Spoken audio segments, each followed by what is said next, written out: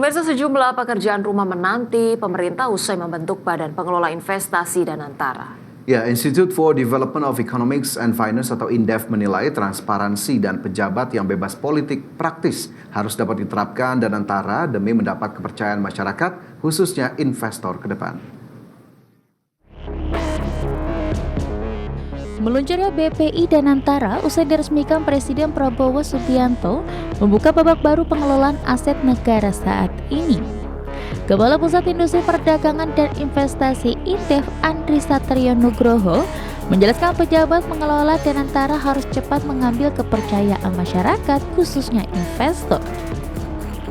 Untuk itu, Andri berharap direksi Danantara harus bebas kepentingan politik praktis dan tidak rangkap jabatan dalam mengisi kursi pimpinan dalam pengelolaan Badan Pengelola Investasi Danantara. Sebab rangkap jabatan dapat mempengaruhi kepercayaan investor serta dikhawatirkan akan mempengaruhi jalannya transparansi Danantara ke depan.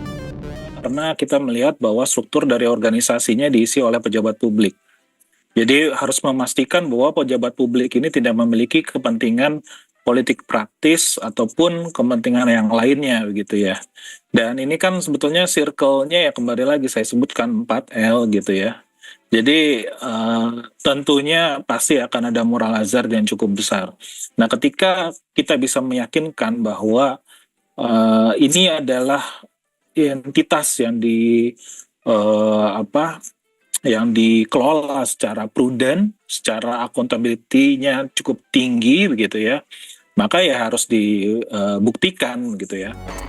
Seperti diketahui, Presiden Prabowo menunjuk Menteri Investasi dan Hilirisasi Rosan Roslani sebagai kepala atau CEO Badan Pelaksana Danantara. Selain itu, Wakil Menteri BUMN Doni Oskaria menjadi Chief Operation Officer atau pelaksana di bidang operasional Danantara. Dari Jakarta, Raharjo Patmo, IDX Channel.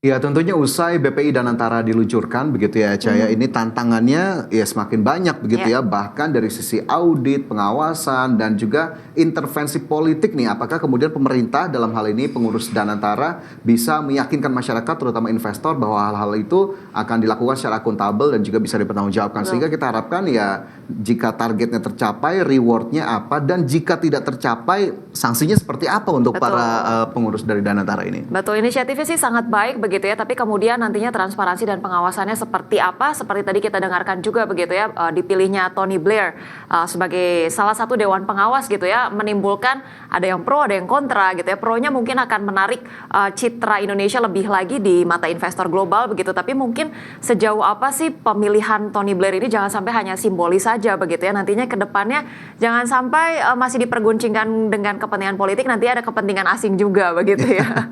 Oke, baik, kita harapkan tentunya BPI Danantara sesuai dengan visi dan misi ataupun tujuannya dari dibentuknya lembaga tersebut.